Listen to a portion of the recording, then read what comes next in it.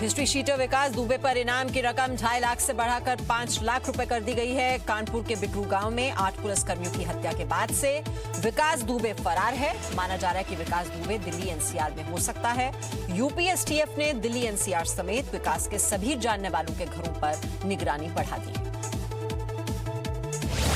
History sheeter विकास दुबे अपने साथी प्रभात उर्फ कार्तिकेय के साथ फरीदाबाद के सेक्टर 87 में रिश्तेदार के घर रुका था। सूचना मिलने पर फरीदाबाद पुलिस ने छापा मारकर 4 पिस्टल और 14 कारतूसों के साथ प्रभात को गिरफ्तार किया। विकास दुबे को शरण देने पर मकान मालिक अंकुर और उसके पिता श्रवण को भी गिरफ्तार किया गया। पुलिस ने विकास दुबे के एक और साथी शामू वाजपेयी को गिरफ्तार किया है। शामू वाजपेयी पर 25,000 रुपए का इनाम था। चौबेपुर थाना पुलिस ने एक मुठभेड़ के बाद उसे गिरफ्तार कर लिया। बिकरू गांव में पुलिस वालों पर हमले के बाद से वो फरार चल रहा है। यूपी पुलिस में एडीजी प्रशांत कुमार ने कहा, कानपुर की घटना के मामले में किसी को भी बख्शा नहीं जाएगा। सख्त से सख्त कार्रवाई की जाएगी। जिन लोगों ने भी ऐसा किया है वो पछताएंगे। एडीजी ने कहा, पुलिस वालों की शहादत व्यर्थ नहीं जाने देंगे। कार्रवाई मिसाल बनेगी। एडीजी ने भी बताया कि कानपुर मामले में संजीव दुबे और जहान यादव नाम के 2 दूसरे आरोपियों को भी पकड़ा गया है। संजीव दुबे नामजद नहीं है, लेकिन उसका नाम आया है, इसलिए पुलिस ने उसे पकड़ा है। एडीजी ने फरीदाबाद से गिरफ्तारी का भी जिक्र किया है।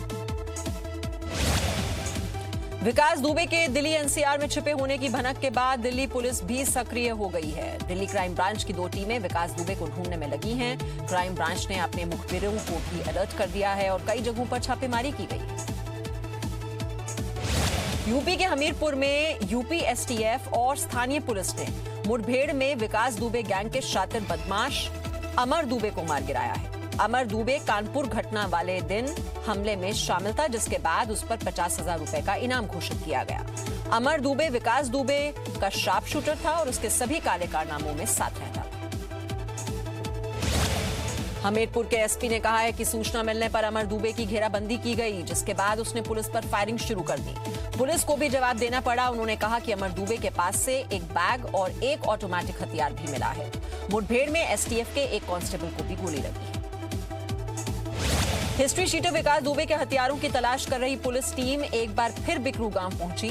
पुलिस ने विकास दुबे के घर के पास बने कुएं का पानी मोटर से बाहर निकलवाया, लेकिन इस कुएं से कोई हथियार नहीं मिले। कानपुर के बिकरू गांव में पुलिस पर हुए हमले का चश्मदीद सिपाही सामने आया। सिपाही अजय कश्यप ने कहा कि विकास दुबे को पकड़ने के लिए जब बिकरू गांव में पहुंचे तो वहां चारों ओर अंधेरा था। रास्ते में जेसीबी खड़ी थी। कुछ लोग अंधेरे में से निकलकर वहां पर आए और पीछे के रास्ते से चलने को कहा। उधर से जाते ही उन पर हमला शुरू हो गया। गैंगस्टर विकास दुबे की तलाश में हरियाणा पुलिस की क्राइम ब्रांच ने होटल सासाराम में छापा मारा। हालांकि पुलिस को वहां से कुछ हाथ नहीं लगा। पुलिस अपने साथ सीसीटीवी की रिकॉर्डिंग ले गई, जिसकी मदद से अब जांच आगे बढ़ाई जा रही है। विकास दुबे की तलाश में यूपी एसटीएफ की टीम मध्य प्रदेश, राजस्थान और हरियाणा में नजर बनाए हुए है। सूत्रों के मुताबिक विकास दुबे के हरियाणा, मध्य प्रदेश या राजस्थान भागने की गोपनीय सूचना है। यूपी पुलिस हरियाणा पुलिस के संपर्क में है।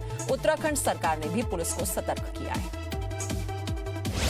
कानपुर में पुलिस हमले पर बड़ी कार्रवाई करते हुए चौबेपुर थाने के सभी पुलिसकर्मियों को हटाकर लाइन हाजिर कर दिया गया है। चौबेपुर के पुलिसकर्मियों पर विकास दुबे की मदद करने का शक है।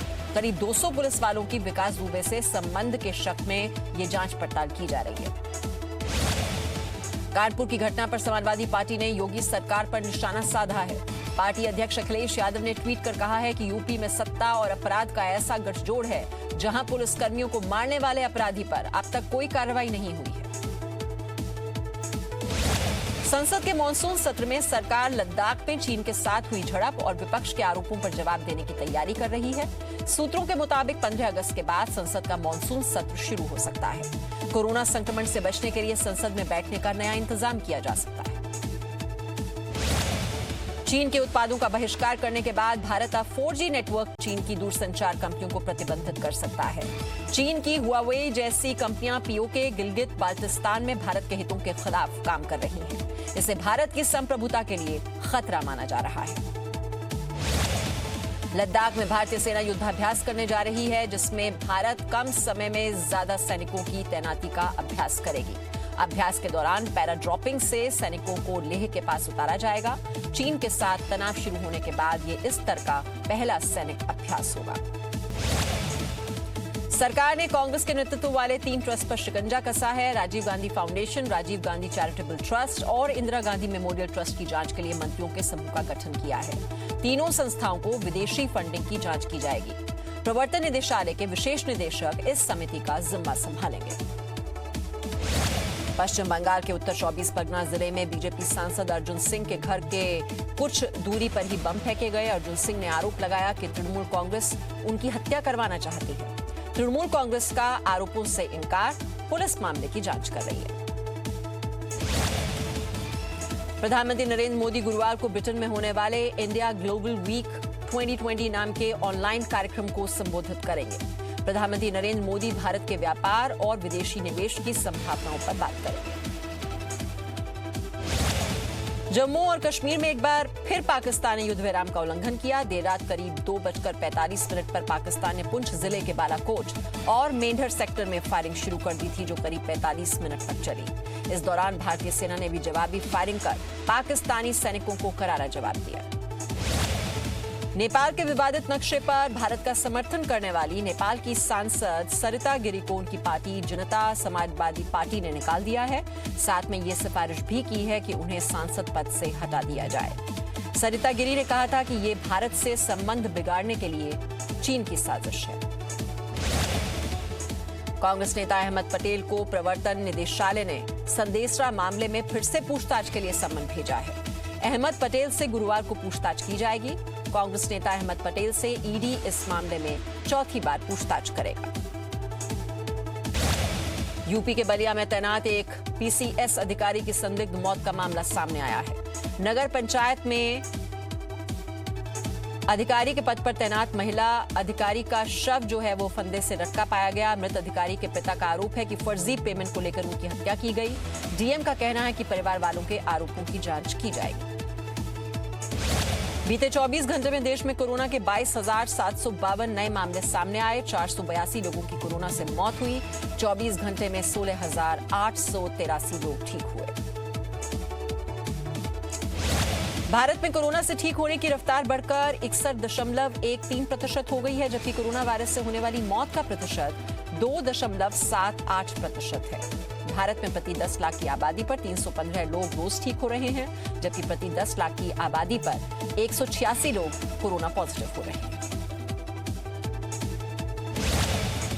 मुंबई में दुकान खुलने की समय सीमा बढ़ाकर शाम 7 बजे तक कर दी गई है। 9 जुलाई से सुबह 9 बजे से लेकर शाम 7 बजे तक दुकानों को खुले रखने की इजाजत होगी। अब तक शाम 5 बजे तक की ये इजाजत थी। कोरोना वायरस की वजह से सीबीएसई 9वीं से 10वीं तक के पाठ्यक्रम में 30% की कटौती करेगा। केंद्रीय मानव संसाधन विकास मंत्री डॉक्टर रमेश पोखरियाल निशंक ने ट्वीट कर ये जानकारी दी। महाराष्ट्र सरकार ने टर्मिनल सेमेस्टर या आखिरी साल की परीक्षाओं को सितंबर के अंत तक आयोजित कराने के यूनिवर्सिटी ग्रांट कमीशन के फैसले का विरोध किया है। महाराष्ट्र के उच्च शिक्षा मंत्री उदय सावंत ने यूजीसी के फैसले को छात्रों के भविष्य से खिलवाड़ बताया। बेंगलुरु में 96 साल की कोरोना पॉजिटिव बुजुर्ग महिला पूरी तरह ठीक होकर अस्पताल से घर लौट गई है। इससे पहले भी बेंगलुरु की एक 99 वर्षीय बुजुर्ग महिला ने कोरोना को मात दी थी। वो ठीक होकर वापस लौटी थी। पश्चिम बंगाल में मालदा जिले के 2 ब्लॉक्स में आज से सख्त लॉकडाउन लागू हो गया। इस दौरान जरूरी सामान वाली दुकानों को छोड़कर बाकी सब दुकानें बंद रहेंगी। ये दुकानें भी दोपहर 2 बजे तक ही खुल सकेंगी। रिक्शा, बैटरी रिक्शा और ऑटो चलाने पर पाबंदी होगी। गुजरात के कई जिलों में भारी बारिश से बाढ़ के हालात पैदा हो गए हैं। राजकोट, द्वारका और पोरबंदर में रुक रुक कर लगातार बारिश हो रही है। राजकोट में 18 घंटे में 25 सेंटीमीटर पानी गिरा। कुल बारिश का करीब 1/3 से ज्यादा पानी 18 घंटे में ही बरस गया। निचले इलाकों में पानी भर गया। जामनगर, द्वारका, कच्छ में भारी बारिश की चेतावनी है। गुजरात के राजकोट में गांव में बाढ़ आने से मवेशी पानी में बह गए। करीब 40 मवेशी भारी बारिश के बाद बाढ़ जैसे हालात में बह गए।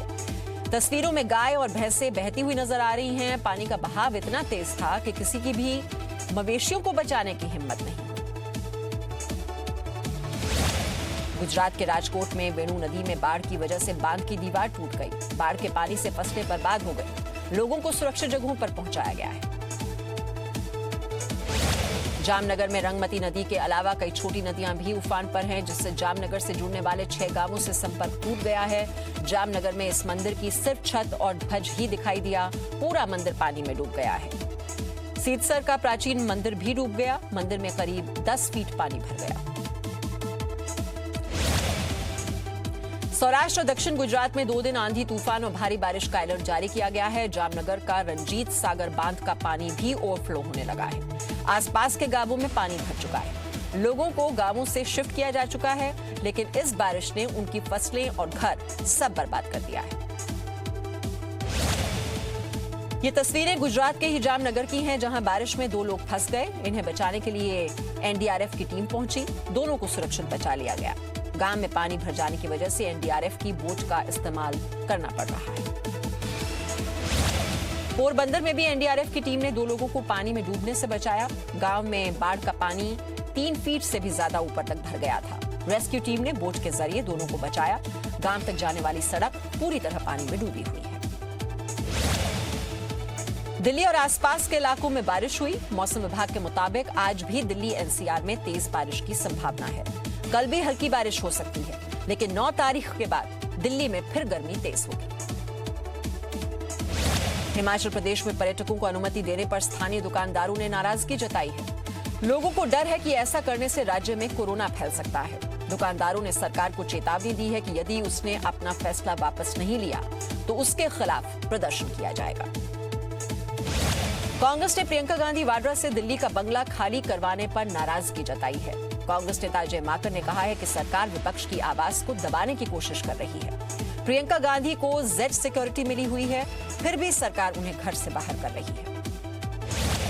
मध्य प्रदेश के मंडला में चावल मिल के मालिक की बर्बरता का वीडियो वायरल हो रहा है। इस वीडियो में एक राइस मिल का मालिक, एक ट्रक चालक और उसके सहयोगी को खंबे से बांधकर पिटाई करता नजर आ रहा है। दोनों पर धान की बोरियों की चोरी का आरोप लगाया गया। पुलिस के मुताबिक इस घटना की कोई शिकायत नहीं आई है। अगर आएगी तो कार्रवाई की जाएगी। यूपी के प्रयागराज में सोमवार को तांगा रेस का आयोजन किया गया। हर साल सावन के महीने में ये रेस की जाती है। घोड़ों को तांगे के साथ शहर की सड़कों पर दौड़ाया जाता है, जिसमें सड़कों पर तांगे के साथ गाड़ियां और हॉर्न बजाती बाइक भी साथ रहती है। राजस्थान के बाड़मेर में एक बार फिर टिड्डियों का हमला हुआ है। पेड़ों और फसलों पर चिपकी टिड्डियों को मारने के लिए ड्रोन से केमिकल का छिड़काव किया गया। भारी बारिश और भूस्खलन से बद्रीनाथ हाईवे बंद हो गया है। मलबा रुद्रप्रयाग और श्रीनगर मार्ग के पास जमा हो गया है। हाईवे बंद होने से यात्री समय पर बद्रीनाथ और केदारनाथ नहीं जा पाए। उत्तराखंड में पहाड़ों पर रोज बारिश की वजह से लोगों को काफी परेशानी हो रही है। Presenting B News app, available on Google Play and App Store. Download it now.